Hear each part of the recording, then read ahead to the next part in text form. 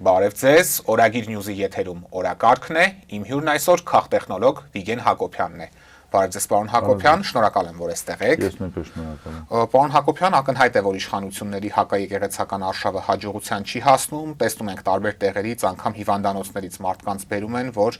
բազմամարդության տեսարաններ ապահովեն, ավելին ԿՊ-ն անգամ վարկանիշ է կորցնում, սակայն Նիկոլ Փաշինյանը որևէ կերպ այս process-ը չի դադարեցնում, անգամ իր վարկանիշի կորստից հետո։ Ձեր գնահատմամբ ինչով է սա պայմանավորված, ինչ է այս ամենից շահում Նիկոլ Փաշինյանը, որ անգամ վարկանիշի կորստի վրա նա աչք է փակում։ Գիտեք, այդ հակաեկեղեցական արշավը ինքը իրանով ունի երկու առնվազն կոմպոնենտ՝ արտաքին եւ ներքին։ Կա արտաքին հստակ, այսպես ասենք, ձևավորված պատվեր, որը որ հնչեցվում է, պարբերաբար հնչեցվում է տվյալ պարագայում Ադրբեջանի կողմից հիմնականում, ինչու՞ չէ նաև Թուրքիայի կողմից։ Այսինքն ուղղակիորեն ասվել է, որ այս խաղաղության գործընթացին խոչընդոտ հանդիսանում է Սփյուռքը եւ հայ առաքելական եկեղեցին։ Սփյուռքը ներկայացվում է որպես արմատական տրամադրված զանգված, ռևանշիստներ զանգված, հայ առաքելական եկեղեցին, որը որ իր հերթին ներկայացվում է որպես մի կառույց, որը որ ըստ էության դեմ է այն կոնցեպտներին, որը որ ներկայացում է այսօրվա իշխանությունը, այսինքն իրական Հայաստանի կոնցեպտին դեմ է եւ փաստացի այն բոլոր խաղաղության դրույթները, խաղաղության հիմնական դրույթները, որոնք գոյություն ունեն, ընդունելի չեն եկեղեցու համար, մասնավորապես կապված Արցախի հետ։ Այսինքն կա հստակ այդպիսի պատվեր, ես հիմա չեմ ուզում խորանամ այլ պատվերների մեջ, որովհետև նաև աշխարհաքաղաքական դա պրոյեկտ կարող է լինել, քանի որ այսօրվա միջազգային հարաբերություններում աշխարհը վերաձևավորման գործընթացում է, որտեղ վերաձևավորվում են նաև ազդեցության գոտիները կապված եկեղեցիների հետ կապված, նաև այդ դրա հետ կապված։ Եվ երկրորդը կա ներքին քաղաքական, այսպես ասենք, գործոն, Նիկոլ Փաշինյանը փորձում է նոր օրակարգեր իր համար ձևավորել, այսինքն նոր արդեն հարաբերականի մասին եմ ասում, այսինքն խաղաղության կոնցեպտը առանձնապես մեծ դիվիդենդներ կարծես թե իշխանություններին չի բերել։ Նախկին ներկաները չեն աշխատում։ Նախկին ներկաները դա արդեն նավթալինոտ թեմա է եւ նույնիսկ իրենք առանձնապես դրա վրա, ինչպես ասում են, չեն սեղմում, այստեղ պետք է գտնել նոր թեմաներ։ Սոցիալ-տնտեսականում այստեղ նույնպես ծանր վիճակ է, ընդհանուր առմամբ, մեկ-մեկ աբսուրդի հասնող հայտարարություններով եւ այլն, ինչ են անելու թոշակառուները 10,000-ով, 10,000-ը, 20,000-ը, չգիտեմ, 10,400-ը, այսինքն ինչ որ խառնաշփոթ է ուղեղներում, այսպես է տպավորություն է, անընդհատ որոնում են ինչ որ ռեսուրս, որը որ իրենց այսօրվա ստագնացիայի վիճակը, ես նկատի ունեմ էլեկտորալ առումով ստագնացիայի իրավիճակը, այդ սոցիոլոգիական հարցումները անդադարձություն տալու, որ տոկոսը չի ավելանում, գուցե չի իջնում, այսպես ստատիստիկական անճշտության շրջանակում գուցե մի փոքր բարձրան, մի փոքր իջնում է, բայց բոլոր այսպես իրենց գործողություններին հակառակ վարկանիշային առումով որևէ լուրջ փոփոխություններ իրենց մոտ չի լինում։ Այս պարագայում իրենք մտել են խաղի մեջ, փորձելով արտաքին պատվերը ադապտացնել ներքին քաղաքական, նույնիսկ նախընտրական իրենց ստրատեգիային։ Եվ արտաքինին եթե վերադառնանք ձեր դիտարկումների մասով, ես ճիշտ եմ հասկանում, որ անգամ ցանկության դեպքում Նիկոլ Փաշինյանը չի կարող դադարեցնել, քանի որ դա իրեն թույլ չեն տա եւ գիննել գուցե իր իշխանությունը լինի, եթե նա դադարեցնի։ Ես չի պնդի, որ եթե այս պահին ինքը ցանկանար, այսպես ասենք, սառեցներ հակաեկեղեցական այս ռետորաբանությունը, այս գործընթացը, ապա իրեն թույլ չէին տալու, որովհետև արտաքին իր մենտորները, իր արտաքին հենարանը հիմա ավելի շատ մտահոգված է, որպեսզի այս իշխանությունը վերարտադրվի։ Եվ եթե այդ վերարտադրության համար հակաեկեղեցական, հակաքրիստոնյա այս շարժումը պետք է դնել, ինչպես ասում են, պաուզայի վրա, ապա դա առանձնապես մեծ սկզբունքային տենց բան չի լինի, որպեսզի ասեն չէ, սկսել ես խաղը եւ այլ եւ այլ։ Ես կարծում եմ, որ հիմա Նիկոլ Փաշինյանն է սկզբունքային մտել խաղի մեջ, որովհետեւ ինքը շատ լավ հասկանում է, որ եթե միջև ընտրությունները իրեն չհաջողվի հասնել իր նպատակին, ապա դա հանրային գիտակցության մեջ կգրանցվի որպես խոշոր պարտություն։ Այդ իսկ պատճառով երբեմն թվում է, որ Նիկոլ Փաշինյանը վաբանկ է գնում արդեն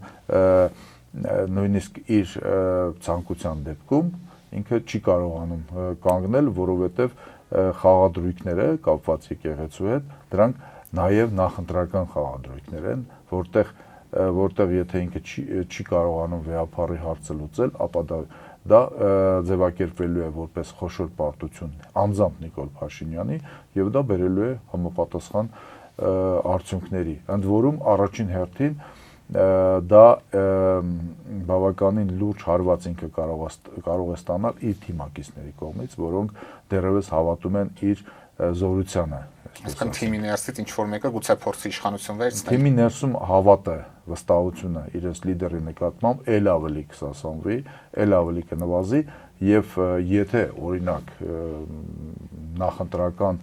կամ յետընտրական զարգացումների ժամանակ անհրաժեշտություն լինի կուր թիմով հանդես գալ, ապա այդ վստահության պակասը կարող է խանգարել Նիկոլ Փաշինյանին իր թիմի վրա հենվելու, հենց ամբողջովին հենվելու, այսինքն ի վերջո երբ ասում ենք հետընտրական կամ չգիտեմ ինչ որ զարգացումներ, մենք նկատի ունենք, որ իր հիմնական հենարանը դա ուժայիններն են, իսկ սովորաբար առաջինը հենց ուժայիններն են, այսպես ասենք, զգում երկրում մթնոլորտի փոփոխությունը, թե ներքին, թե արտաքին ազդակների հնարավոր վտանգները եւ սովորաբար առաջինը հենց ուժային որևէ կառույցներ, որևէ խմբեր են լքում եթե ոչ խորտակվող, ապա գոնե չշարժվող նավը։ Պարոն Հակոբյան, սկզբնական շրջանում նույնպես հակաեկեղեցական արշավի մասով մենք նկատում էինք, որ ոչ բոլոր ՔՊԱ-ականներն էին մասնակցում այդ պատարակների նույն վեհարանի դեմ գրոհին, սակայն վերջին շրջանում մենք ինչ որ մեծ ակտիվություն ենք նկատում, այսպես շատերը կարծես իրար հերթ չտալով են փորձում ամեն կերպ գնալ եւ այդ միջոցառում կոչվածներին ներկա գտնվել։ Ձեր գնահատմամբ ինչն է փոխվել այս ընթացքում, արդյոք սա նախընտրական տրամաբանությամբ է պայմանավորված, թե նաեւ այլ շարժառիթներ կան, որոնք ՔՊԱ-ականներին ստիպել են փոխել իրենց վարքագիծը։ Գիտեք, ես կարծում եմ սկզբնական փուլում Նիկոլ Փաշինյանին համոզել էին կամ ինքն էր համոզված ինչ-ինչ հանգամանքներից ելնելով կամ ինչ որ տվյալներից ելնելով, որ ինքը ունենալու է որոշակի զանգված, որը որ կապահովի շոուն, այսպես ասենք, այդ տեսարանը, որ շատ մարդ կա։ Այդ իսկ պատճառով բնականաբար սկզբնական փուլում գուցե նույնիսկ ինքն էր հրահանգել, որպեսզի շատ ծանոթ տենց դեմքեր, մանավանդ օդիոս դեմքեր ԿՊԱ-ական առանձնապես Չերևան այդ եկեղեցու շուրջ կամ եկեղեցում, այսինքն լինեն մարդիկ, որոնց ասենք օրինակ երևանցիները ասենք չեն ճանաչում ընդհանրապես, որովհետև իրանք ինչ որ մի մարզի, եսին որ գյուղի գյուղապետեր են,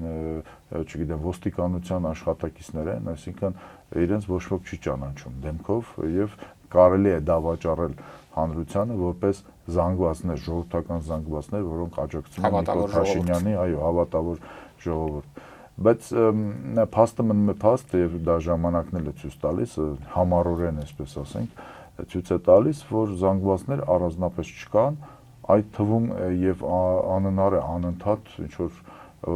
Հայաստանի մի ծայրից մյուս ծայր, ասենք, անընդհատ շրջիկ այդ բանը, շապիտոն տանել այդ կեղծ հավատացյալների, որպեսզի կարողանաս անընդհատ մանավանդ նույն մարդկանց չես կարող անընդհատ ներկայացնել, լրագրողները իրենք են ասում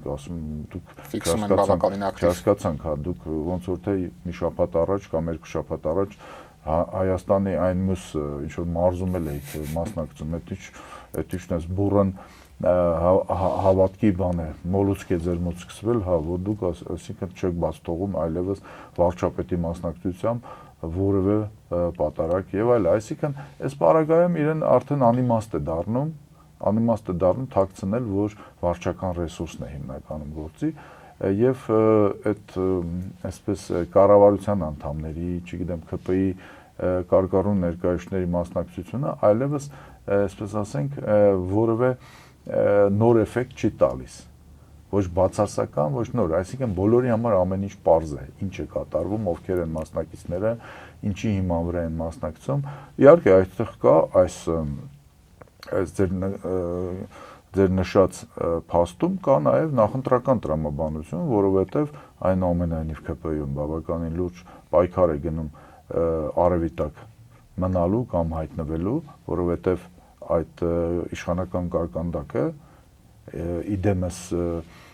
խորհրդարանական ֆրակցիայի ապագա ինքը զգալիորեն նվազելու է։ Գիտակցում եմ, որ 71 Շատ լավ մանդատ չեն հասկանալի է, ունենալու։ այո, կապ չունի ինչ են հայտարարում, բայց իրենք այսպես ասենք հոգու խորքում եւ ուղեղի ցալքերում շատ լավ հասկանում են հաշվարկները, դա մաթեմատիկա է, որ դժվար թե օրինակ 72 կամ 76 հոգի լինեն, լավագույն դեպքում գուցե կեսը լինեն, այդ իսկ պատճառով այդ այսպես անվանենք ներկլանային պայքարը բավականին սուր է այնտեղ։ Այդ իսկ պատճառով ամեն մեկը ուզում է ցույց տալ իր նվիրվածությունը բանի դոսին, անպայման ուզում է մասնակցել, անպայման մի այսպես ասենք թթու խոսք ասել վեապարի եւ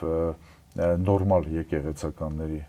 համար, հետո գնա ասենք գուցե հետո էլ ասենք բանով մեսենջերներով կամ բանով ուղարկում է Նիկոլ Փաշինյանին, տեսեք ինչ ասացի, ինչ հա գուցե դա իր դիրքերը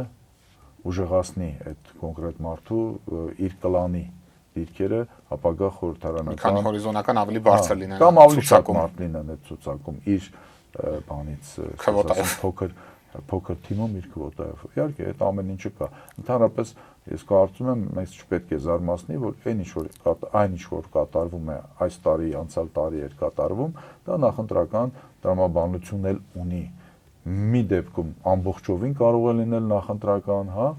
մյուս դեպքերում, այսպես ասենք, ձեռի հետ բանով, այսպես ասենք, product placement-ի տարբերակով, այսպես ասում են։ Եվ պարոն Հակոբյան, նշում եք, որ իրենք էլ են հասկանում, որ իրենց ներկայացվածությունը խորհրդարանում ավելի քիչ է լինելու, բայց ամեն առիթով հայտարարում են, որ ավելի շատ ձայն են ստանալու, քան 2021-ին, երեք էլ նման հայտարարություններ լսեցինք։ Իրենց այս լավատեսությունը ինչով է պայմանավորված, ինչ խնդիր են լուծում սրանով, եթե անգամ իրենք չեն հավատում, եւ արդյոք իրատեսական համարում եք, որ ինչ որ մի զարգացման պարագայում ԿՊ-ն կարող է ավելի մեծ ներկայացվածություն ունենալ հաջորդ պարլամենտում։ Գիտեք, ընդհանուր առմամբ այն, որ իրենք այսպես բոլոր իրենց հարցազրույցներում, եթե պատե առիթ է լինում, առույգ ձայնով փորձում են բոլորին համոզեն, որ ոչինչ չի փոխվել երկրում, այսինքն թե 18 թվականի, թե 21 թվականի ռեյտինգը իրենք ունեն, դա իհարկե ընդհանրապես որևէ առնչություն չունի իրականության հետ, բայց ես չեմ էլ համարում, որ իրենք այնքան են կտրված իրականությունից, որ դա չեն անում, դա ուղղակի նախընտրական, այսպես ասենք, բան է, մեսեջը նախ եւ առաջ իրենց աջակիցներին, որպեսզի տատանումներ թիմի մեջ չլինեն, այսինքն որպեսզի թե թիմի անդամները, թե իրենց ազգականները, որոնք օգտվում են իշխանությունից, այդ բյուջե կոչեցյալից, եւ թե նրանք, ովքեր որ պոտենցիալ իրենց աջակիցներն են լինելու, աշխատելու են, վստահ լինեն, որ աշխատելու են հաղթող թիմի հետ։ Իրականում իրենք է շատ լավ հասկանում են, նորից եմ ասում, իհարկե այնտեղ կարող է եղած ընտրազանգվածը պահելու խնդիրն է այստեղ։ Իհարկե, եղած ընտրազանգվածը պահելու խնդիրն է նախ եւ առաջ, որովհետեւ կա նաեւ այդ վտանգը։ Դե օրինակ դուք չեք զարմանա, եթե որևէ մեկը դրանցից դուրս գար ու ասեր, որ գիտեք, ինչ վիճակը շատ վատն է, մենք պարտվում ենք եւ այլն, գիտեք 10 րոպե հետո իրենց շուրջ ոչ մեկ չէր լինելու, այդ թվում նաեւ իրենց ընտանիքի անդամները։ Դա սովորական հոգեբանություն է, որը հոգեբանական շատ պարզունակ հնարք է, որը օգտագործվում է ցանկացած եւ ոչ միայն նախընտրական շրջանում, միշտ էլ պետք է փորձես այդ վստահությունը հաղորդես քո շատ թե քիչ աջակիցներին, դա բոլորն էլ անում են, բոլորն էլ անելու են, նույն ընդդիմությունն էլ, եթե օբյեկտիվ լինենք, ինքն էլ է հայտարարում, չէ, որ իրենք հաղթելու են, քանի մոտենանք ընտրություններին, նման հայտարարություններ ավելի շատ ենք լսելու։ Եվ իշխանությունը հիմնավորում է հաստատված խաղաղությամբ այս իրենց պնդումը, որ ավելի շատ ձայն են ստանալու։ Այս գործոնը, որքան էլ մենք հասկանում ենք, որ խաղաղություն չկա, բայց այնուամենայնիվ պնդում են, որ հաստատվել է, սահմաններին կրակոցներ չկան, սա ինչ ազդեցություն կունենա process-ի վրա։ Ընդհանրապես խաղաղության գործոնը, խաղաղության թեման բնականաբար լինելու է Նիկոլ Փաշինյանի եւ թիմակիցների գլխավոր, այսպես տրենդային թեմաներից մեկը, դա ի սկզբանե հասկանալի էր։ Ավելին ձեզ ասեմ, որ դեռևս այդ օգոստոսի 8-ի նախաստորագրված այդ բանից հետո, թղթից հետո, ես նկատի ունեմ խաղաղության պայմանագրի նախաստորագրված այդ տարբերակը, Նիկոլ Փաշինյանը, եթե հիշում եք, ամիջապես դուրս եկավ հանրային եթեր եւ հայտարարեց, որ ժողովուրդ դուք դեռ տակեք չեք հասկանում, արդեն խաղաղություն է, առհասարակ արդեն խաղաղություն է, մենք կարող ենք իրար շնորհավորել, մենք արդեն բան, այսինքն նախաստորագրված ինչ-որ մի փաստաթուղթ, որը որ այսպես ասենք նախագիծ է, մտադրությունների մասին է, ընդհանրապես իրավաբանական նույնիսկ նշանակություն կամ պարտավորություններ չիմանան, իրենք փորձեցին դա ներկայացնել, վաճառել, հրամցնել ամբողջ ժողովրդին, ազգին, որպես արդեն կայացած փաստ։ Ես կարծում եմ, որ ինչպես ասում են, մի փոքր շտապեցին, այսինքն փորձելով չեղածը ներկայացնել որպես եղած, փորձելով արդեն ներկայացնել որպես խաղաղություն եւ այդ գոլոշին բաց թողեցին։ Այսինքն ես չեմ կարծում, որ օրինակ մայիս ամսին կամ հունիս ամսին հնարավոր կլինի նորից վաճառել խաղաղություն բառը կամ խաղաղության փաստաթուղթ կոչածը կամ խաղաղություն, հաստատված խաղաղության դրույթը երկրորդ, երրորդ անգամ վաճառել նորից բանին հանրությանը։ Նիկոլ Փաշինյանը այնքան էր շտապում այդ փաստը արձանագրել, որ ես կարծում եմ ֆալ ստարտ էր արել խաղաղության այդ պայմանագրի ազդարանման հետ կամ խաղաղության դարաշրջանի փաստի հետ կապված։ Այս առումով ես կարծում եմ ֆալ ստարտ եղավ։ Այսինքն եթե սա ապրիլ-մայիսին լիներ, ավելի ազդեցիկ կլիներ։ Գիտեք, ընդհանուր առումով մենք կարող ենք վերլուծել, որ եթե ասենք օգոստոսի 8-ից հետո մենք գիտեք օբյեկտիվ կամ համեմատաբար օբյեկտիվ տվյալները դա սոցհարցումներն են, ֆոկուս գրուպներն են, չէ՞։ Ասենք ծայրահեղ դեպքում մեր, այսպես ասենք, անձնական ընկալումներն են, թե ինչպես է մեր շրջապատը դա ընկալում, մենք տեսանք, որ դա առանձնապես էֆեկտ չուներ, ասեմ ձեզ, որ եթե սոցիոլոգիական հարցումների վրա հենվենք, ապա այդ հայտարարությունից հետո Նիկոլ Փաշինյանի հայտարարությունից իր վարկանիշը բարձրացավ մոտորապես 2-3%-ով, որից հետո, այսպես ասենք, երբ այդ առաջի էֆեկտը անցավ, այդ էմոցիոնալ էֆեկտը, այդ այսինքն չիմանալու էֆեկտը երբ որ անցավ, ասենք մարդիկ երևի հավատացին ինչ-որ մի հատված, նորից, այսպես ասենք, այդ 15%-ի մոտ է պատտվում Նիկոլ Փաշինյանի վարկանիշը։ Ալիևի հայտարարությունները լսեցին։ Կորեկցիա եղավ, հա, Ալիևի հայտարարությունները եւ ոչ միայն բազմաթիվ հայտարարություններ, թե Ալիևի, թե իր արտգործնախարարի, չգիտեմ, խորհրդականի, Թուրքիայից բազմաթիվ բաներ եղան։ Ես կարծում եմ 1-1.5 ամսվա ընթացքում կորեկցիա եղավ այդ բանի վարկանիշի Նիկոլ Փաշինյանի, կարծում եմ նորից եկավ նույն տաշտակին, այսպես ասենք, դեմ տվեցին եւ կարծում եմ, որ դա արդեն մի քիչ խփված թեմա է այս առումով։ Հիմա էլի են փորձում, չէ՞, դա շահագործել է թեման, այսինքն բենզին է գալիս, դա խաղաղության, ասենք, 90 գրամով ավելի էժան է լինելու, խաղաղության պրոդուկտն է, հացն է, ասենք, հացահատիկ է գալիս, կապ չունի ինչ սորտի կամ բան, դա չի հարցը։ Չգիտես ինչու, ասենք, բանից Ադրբեջանի տարածքով է դա բերվում, ռուսական ցորենը կամ ղազախական, հա, այսինքն զուտ շոուում է, դա ասում են դա էլ է դենց։ Հիմա այս գերիների փոխանակման փաստը նորից չէ, ներկայացնում են, որ այդ սա չէր լինի, եթե չլիներ խաղաղության բանը։ Կարելի է մտածել, որ այս 5 տարվա ընթացքում, 5 արդեն 6 է, տարվա ընթացքում երբևիցե գերիների փոխանակում չի եղել առանց այդ խաղաղության նախաստորագրված փաստաթղթ։ Կամ գուցե բոլոր գերիները վերադարձած լինեին, գոնե այդ դեպքում կարելի էր ինչ-որ խաղաղություն ակնկալել, բայց 19 հոգի առնվազն պաշտոնապես մնում են Բաքվի։ Դա խաղաղության հետ կապ չունի, որ այլ հարց է։ Դա լրիվ այլ քննարկման հարց է, թե իրականում ինչ է խաղաղությունը։ Նիկոլ Փաշինյանի պատկերացրած ինչ է խաղաղությունը, ընդհանրապես, այսպես ասենք, օբյեկտիվորեն խաղաղությունը ինչ է, ասենք, ժողովրդի համար կամ միջազգային այլ ատյանների համար, ասենք, adekvat զանգվածի համար, դա ինչ է իրենից ներկայացնում, որտեղ այն ինչ ստորագրվել է, դա դեռևս չի նախաստորագրվել է, դա ընդհանրապես արձանագրում է ստեղծված իրավիճակը 20 թվականից հետո։ Այո։ Դա դե ֆակտո իրավիճակի դե յուրե նախաստորագրումն է առհասարակ։ Այնտեղ չկան լուծումներ, ամենակարևորը չկան գարանտիաներ առհասարակ։ Կան վկաներ։ Իդեմս Թրամփի, որի WhatsApp-ի համարը Նիկոլ Փաշինյանը ունի։ Այո։ Ինչ կտասա մեզ։ Գիտեք, ես բանը ընդհանրապես ես ինքս մարդիկ գիտեմ, որոնք ունեն Տրամպի WhatsApp-ի համարը,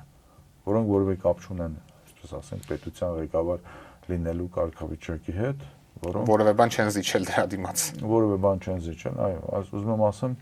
այնպես չի, որ աշխարհում դա բանը համարվում է ամենավճռորոշ ինչ-որ արգումենտը առասարակ։ Ну, այստեղ էլ երևի թե դա զուտ Նիկոլ Փաշինյանն է ասում էր, ես ունեմ իր համարը, դա իր ընտրազանգվածի համարը, որովհետև նախ եւ առաջ այսօրվա իշխանությունների թիվ 1 խնդիրը սեփական ընտրազանգվածը ցեմենտել պահելն է ընտրություններից առաջ։ Իսկ հետագայում կամ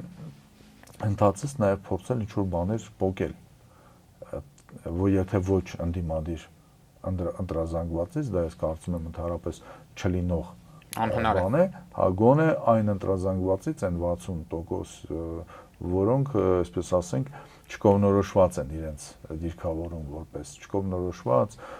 պասիվ եւ այլ, գոնե այնտեղից ինչ-որ բան փոկել։ Դա օրինակ Նիկոլ Փաշինյանը շատ սկզբունքային է, բնականաբար, որովհետեւ եթե խնդիր ես դնում 50+1-ի հասնես, ապա դու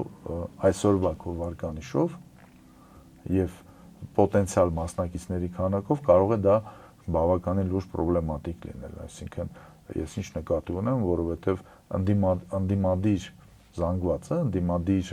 քաղաքական ուժերը իրենց թիվ 1 խնդիրը նախ եւ առաջ դա բարձր մասնակցության տոկոս ապահովելն է ընդհանրապես։ Որքան բարձր ԿՊ-ի կաշիռային, այո, դա մաթեմատիկա է, դա տարական, այսպես ասենք, թվաբանություն է։ Եթե միլիոն մարդ է մասնակցում, ասենք Նիկոլ Փաշինյանի կողմ քվեարկում է իր այսպես 300,000-ը,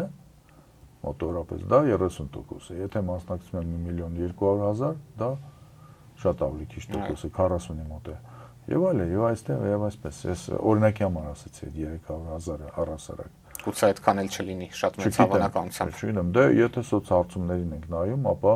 մոտավորապես, գիտեք, այտենց 250,000, 270 պլյուս-մինուս վարչական ռեսուրսով եւ այլ եւ այլ։ Այսինքն այսօրվա կոնյունկտուրան Նիկոլ Փաշինյանի համար այնքան էլ հաջող չէ, մերմ ասած։ Այդ իսկ պատճառով հիմա փնտրտուքների մեջ են անընդհատ ինչ-որ թեմաներ են առասարակ, չէ՞։ Այո։ Պարոն Հակոբյան, ընդդիմության շարքերում եւս ակտիվ վերադասավորումներ են ընթանում, տեսնում ենք տարբեր ուժեր են ձևավորվում, քաղաքական հայտ ներկայացնում։ Ընդհանուր առմամբ ընդդիմության շանսերը ինչպես է գնահատում, հատկապես եթե 21 թվականի ընտրությունների հետ զուգահեռներ անցկացնենք, ընդդիմությունը ինչ սխալներ չպիտի թույլ տա, որպեսզի 21 թվականի պատկերը չկրկնվի։ Գիտեք, ես կարծում եմ, որ եթե մենք հենվում ենք նորից եմ ասում այն ուսումնասիրությունների վրա եւ այն տվյալների վրա, որ մենք ունենք, Նիկոլ Փաշինյանը բնականաբար բավականին այսպես թուլից չափավոր բան է, դիրքում է գտնվում, այսպես, հա, իրավիճակում, երբ ձայները չեն հերիքում 50+1-ի համար եւ նույնիսկ ջեբի ինչ որ մի կուսակցություն, եթե ասենք կարողանա մոտենա 4%-ին, հա, անցնի էլ, կարծես թե դա էլ կարող է չհերիքել, այսինքն սատելիտ ինչ որ մի ուժ իբր ոչ իշխանական, հա, այս առումով այս պարագայում նորից եմ ասում Նիկոլ Փաշինյանը բոլոր ջանքերը թափում է որպեսզի կարողանա ինչ-որ բանի հասնել խաղաղության օրակարգ նախկին ներկա թալան չգիտեմ շաբաթը մեկ բանը այսպես գույքի արգրավում հա երբեմն մեկ ասենք ինչ-որ նենց բավականին միջին օղակի սեփական չինովնիկներից որևէ մեկի շուրջ ինչ-որ նենց կոռուպցիոն սկանդալի բեմադրում եւ այլ եւ ամեն ինչ արվում է որպեսզի ինչ որ մի ձև դա աշխուժացնել իր ռեսուրսը չի աշխուժանում չկա էլեկտորալ նորմալ ռեսուրս փողոց ակնհայտորեն դա չկա մնում է վարչական ռեսուրս գումարած ուժային ռեսուրս այս պարագայում մենք նաեւ տեսնում ենք ինքն էլ է տեսնում չէ որ համայնքային ընտրություններում հա բանը լավագույն դեպքում ինչ որ ձևով, չգիտեմ ինչի օգնությամբ, որևէ մեկի օգնությամբ Նիկոլ Փաշինյանը հաջողվում է երբեմն մեծ դժվարությամբ իշխանություն պահել կամ իշխանություն վերցնել համայնքներում։ Հիմնականում խոշոր համայնքներում փաստը այն է, որ թե Երևանում, թե Գյումրիում, թե նույն Վանաձորը, այսպես է մնացել է, հա, ոնց որ այդ վիճակում Նիկոլ Փաշինյանին չի հաջողվում իշխանություն վերցնել կամ վերարտադրվել եւ այլ եւ այլ։ Այսինքն իր ռեսուրսը կարծես թե սպառված է, որ չի երևում։ Այն ինչի վրա ինքը հույս է դնում, ասենք մայիս ամսին այդ եվրոպական, չգիտեմ ինչ համայնքի այդ համաժողովը, ասենք պայմանական մակրոնների մասնակցությամբ, չէ, բայց այստեղ ես ասեմ, ինքը հույս ունի, որ դա էլ իր հեղինակությունը կբարձրացնի, ասենց մի փոքր sense որ առաջ կտա, բայց ասեմ ձեզ, որ այնպես չէ, որ այդ մարդիկ ովքեր որ գալու են, թե աշխարհում այսօր, թե նաև Հայաստանում մեծ հեղինակություն ունեն, որովհետև այդ մարդկանց մի զգալի հատվածը իրենք ուղղակիորեն մեղսակից են Արցախի հանձնման հետ կապված։ Պրագայում ստորագրված փաստաթղթեր։ Նույն Մակրոնը, օրինակ, այսինքն այնպես չի, որ մեծ հեղինակություններ ունեն։ Դա հիմա կանդիմությունը։ Հիմա կանդիմությունը։ Տվյալ պարագայում ես կարծում եմ ընդդիմությունը դեռևս իր ռեսուրսները ունի հնարավորություն իր ռեսուրսները ավելացնելու։ Ռեսուրսները այդ թվում էլեկտորալ ռեսուրսներ, այսինքն երբ մենք խոսում ենք, որ Նիկոլ Փաշինյանը ունի օրինակ պայմանական 15%, մենք տեսնում ենք, որ ամեն ընդդիմադիր ուժ առանձին ինքը ավելի քիչ ձայներ ունի, բայց այսպես միասին կարող են առաջ անցնել եւ բավականին առաջ անցնել,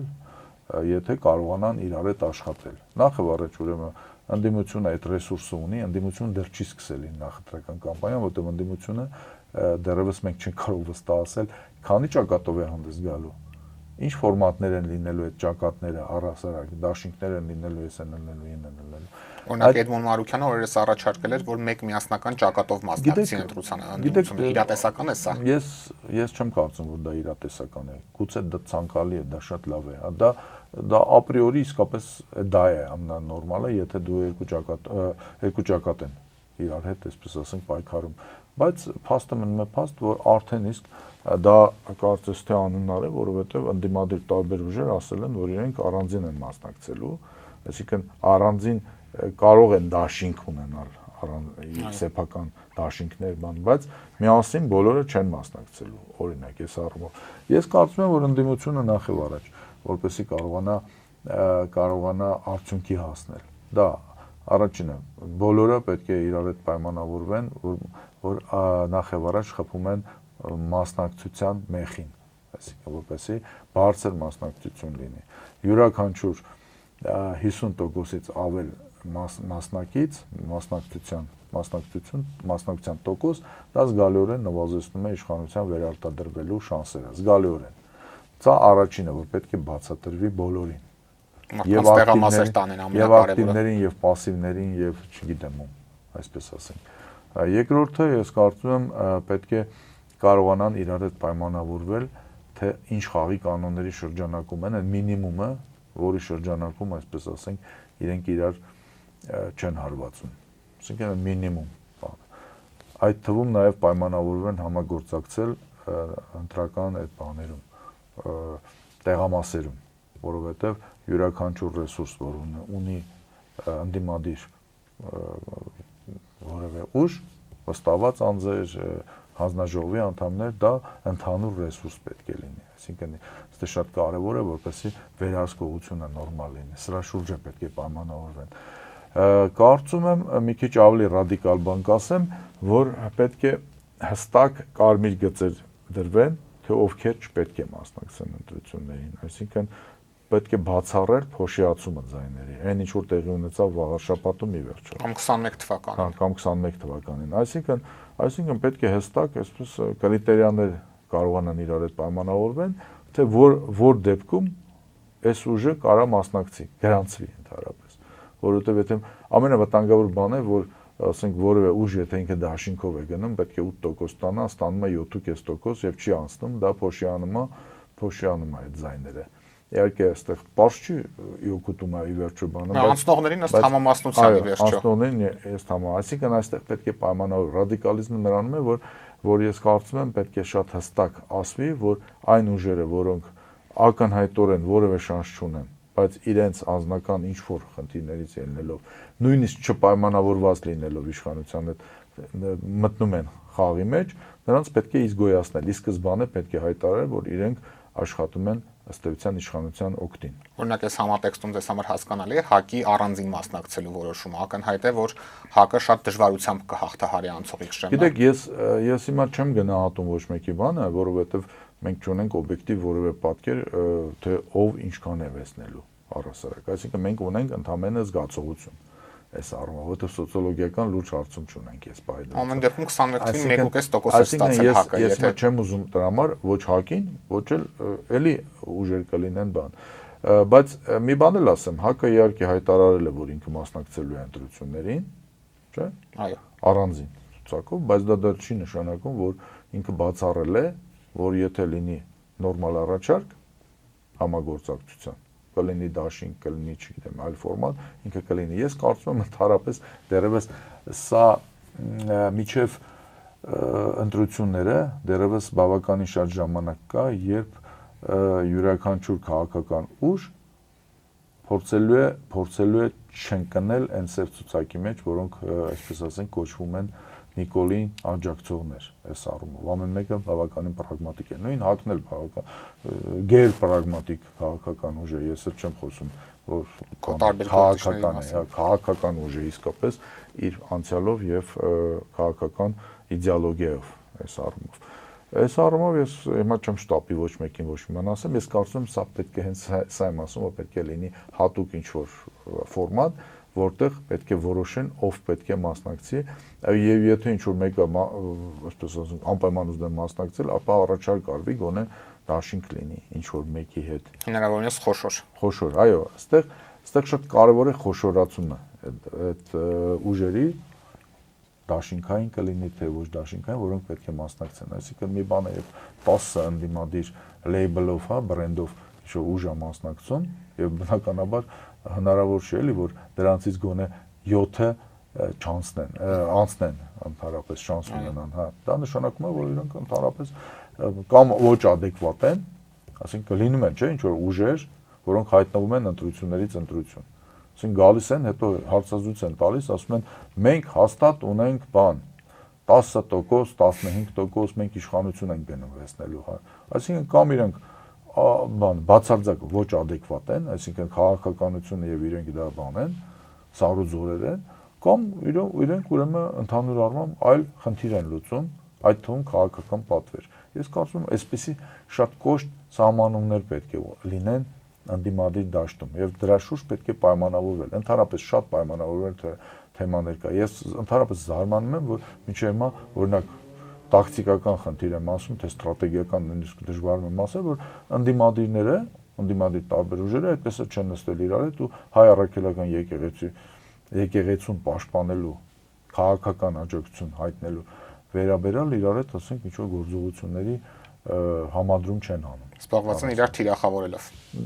Դա էլ այդպես։ Ես հիմա ինչ պետք է անի ընդդիմություն, դա էլ չպետք է անի, իրար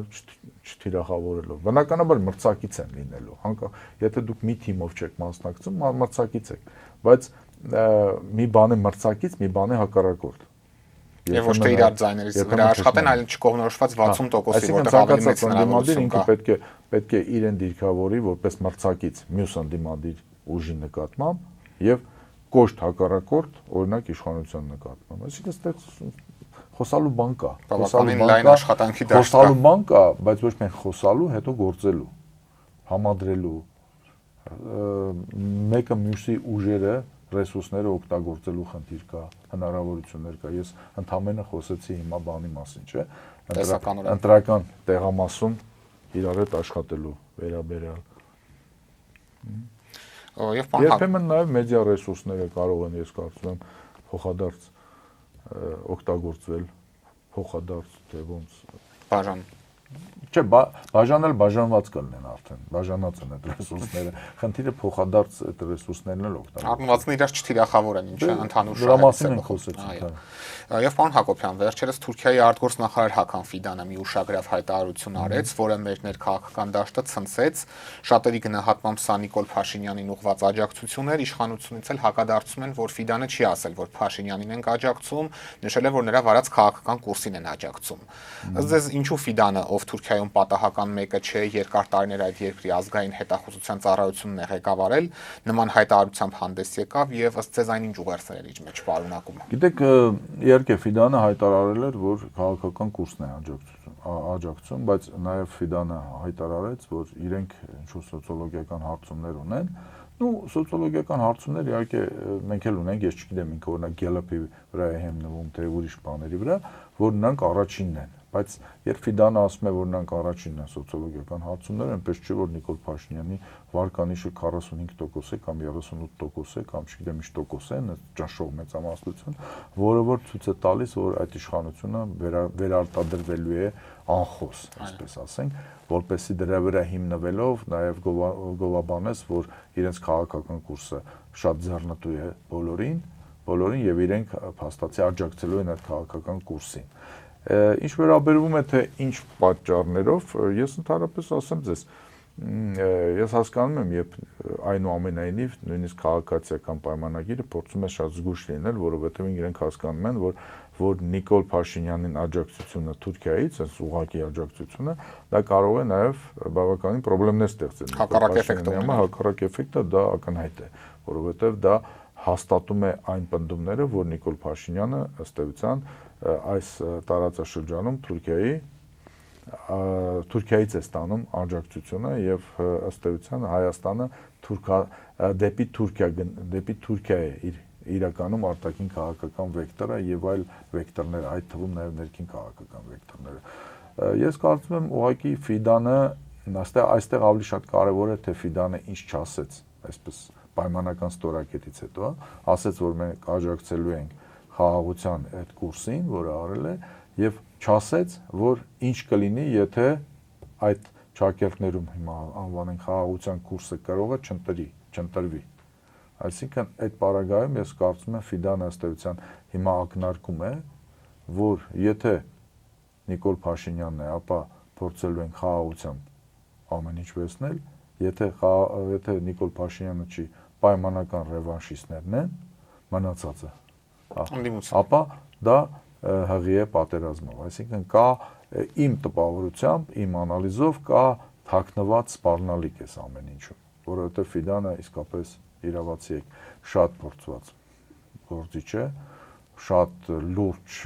ճանապարհ անցած Էրդողանի հավանական փոխարինողն այդ թվում ուժային կառույցներում, այսինքն հատուկ ծառայություններում, բավականին լուրջ ծառայություններում, անցած եւ ամենայն հավանականությամբ նաեւ Էրդողանի ժառանգորդն է դիտարկվում, այսինքն ամեն դեպքում լուրջ մարդ է, այսինքն ինքը շատ լավ հասկանում է իր խոսքի արժեքը, ընդհանրապես գիտեք վերջերս այդ ելույթն էինք նայում թուրքագետի հետ, որը որ օրինակ ուշադրություն հրավիրեց, որ միջև քանի տրիպից էր խոսում, բավականին վարժ, շատ թեթև բան, բայց երբ հասավ գործը նրան, որ Նիկոլ Փաշինյանը եւ այլը խաղաղություն աջակցում են եւ այլը, ինքը սկսեց կմկմալ, ինքը սկսեց ամեն բառը ընտրել, այսինքն սա ոչ թե այսպես սպոնտան ասած մի բան է, ասեց էլի մի բան ասեց, այսինքն ամեն ինչ ընտրվում էր։ Ես օրինակ այդ ամեն ինչում տեսա քողարկված սպառնալիք, որ եթե այս քաղաքական կուրսը կարող է չընտրվի, ընտրվի մի այլ քաղաքական կուրս կարող, ապա դա Թուրքիայի համար անընդունելի է եւ Թուրքիան համապատասխան, ասենք թե միջոցների կարող է դիմել, ինչպես եթե հիշում եք 21 թվականին, երբ գլխավոր շտաբը հայտարարություն արեց, ապա Թուրքիայի բոլոր գրեթե ազդեցիկ բաները, կառույցների եւ ղեկավարները իրենք ուղղակիորեն հայտարարեցին, որ դա ռազմական ճնշումը կամ հեղաշրջում էին ասում, ես չեմ հիշում հիմա, անընդունելի է Թուրքիայի համար, նույնիսկ սպառնում էին, որ կարող է մտնել։ Պարոն Հակոբյան, իսկ ցանկացած այլ իշխանության դեպքում Թուրքիայի արձագանքը նման կերպ կլինի, թե նորընտրված իշխանությունը արդեն աշխատանքի դաշտ կունենա Թուրքիայի հետ եւ այդ խնդիրները շտկելու։ Դե ես ընդհանրապես կարծում եմ, որ ամեն դեպքում կոնկրետ ռեալություններից ելնելով, այնինչ որ գոյություն ունի մեր տարածաշրջանում, այդ թվում ռեալություն եմ համարում նաև այն ինչ որ խոսացվել է, ինչ որ պայմանավորվել է, դրանք իհարկե կարող են վերանայում ունենալ, բայց ես չեմ կարծում, որ որևէ մեկը, ով որ գա իշխանության, ասելու է, որ մեր գլխավոր թիրախը հիմա Թուրքիան է դառնալու կամ Ադրբեջանը ընդհանրապես, նույնպես ռեալություններից ելնելով։ Իհարկե։ Ընդհանրապես քաղաքականությունը, ինչպես ասում են, հնարավորությունների, արվեստ է, բայց քաղաքականությունը նաև կոնյունկտուրայից օգտվելու արվեստ է։ Այսօր այսպես է կոնյունկտուրան, ինքը թույլ է տալիս ինչ որ քայլեր անել։ Կոնյունկտուրան փոխվում է, թույլ չի տալիս կամ այլ հնարավորություններ են բացվում։ Աշխատանքի դաշտ կա։ Կարծում եմ աշխատանքի դաշտ կա եւ ընդհանրապես նույն ավելին ձեզ ասեմ նույն տրիպի հետ կապված, հա, մենք տեսանք, որ օրինակ մեր անդիմադիրները երկրորդ նախագահան կլինի, թե Մեդզևովը կլինի, նույն